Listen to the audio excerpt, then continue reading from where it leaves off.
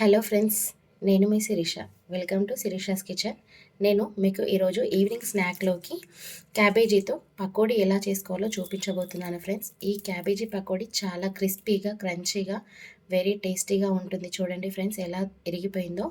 Okay friends, నా వీడియోలోకి వెళ్ళిపోయే ముందు ఒకసారి మీరు నా ఛానల్ని ఫస్ట్ టైం చూస్తున్నట్టయితే నా ఛానల్ని లైక్ చేయండి, షేర్ చేయండి, సబ్స్క్రైబ్ చేయండి ఫ్రెండ్స్. ఓకే, వీడియోలోకి వెళ్ళిపోదాం ఫ్రెండ్స్. ఇక్కడ క్యాబేజీ పకోడీ కోసం నేను 1 కప్పు క్యాబేజీ తీసుకున్నాను.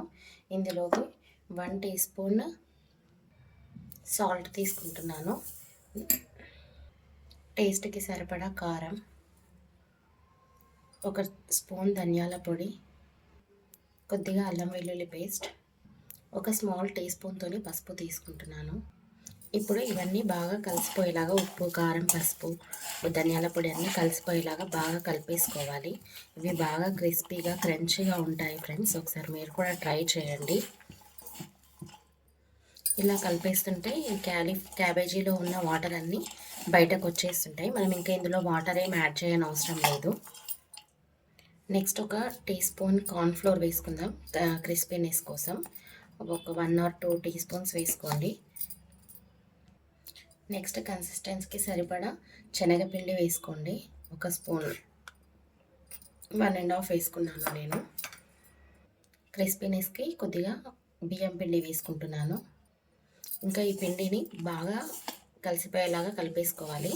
అంటే మనకు పకోడీలు వేసుకునే కన్సిస్టెన్సీ వచ్చేలాగా బాగా కలిపేసుకోవాలి. ఇందులో అసలు ఏం వాటర్ యాడ్ చేయొద్దు, ఎందుకంటే క్యాబేజీలో వాటర్ ఉంటాయి కాబట్టి.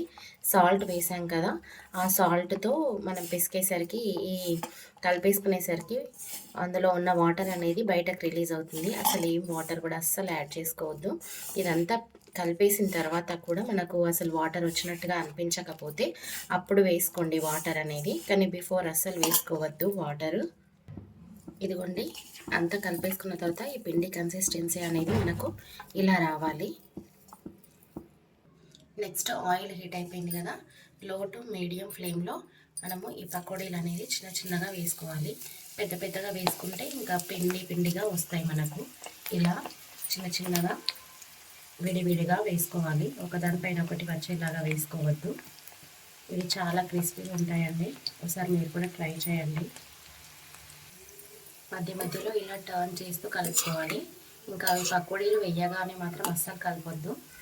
ఇలా కొద్దిగా ఫ్రై అయిన తర్వాత మాత్రమే కలుపుకోవాలి, లేకపోతే సపరేట్ అవుతాయి. పిండి ఇంకా క్యాబేజీ 2 సపరేట్ అయిపోతాయి.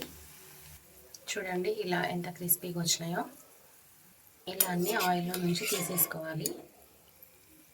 ఇదిగోండి చూడండి, నెక్స్ట్ బ్యాచ్ కూడా వేసుకుంటున్నాను. ఇలానే మన దగ్గర ఉన్న పిండి మొత్తం బ్యాచ్ వైజ్ వేసేసుకోవాలి. ఇదిగో చూడండి ఫ్రెండ్స్, క్యాబేజీ పకోడీ రెడీ. ఇంకా టోటల్ ప్రాసెస్ ఇంతే friends. Okay friends, thanks for watching my video.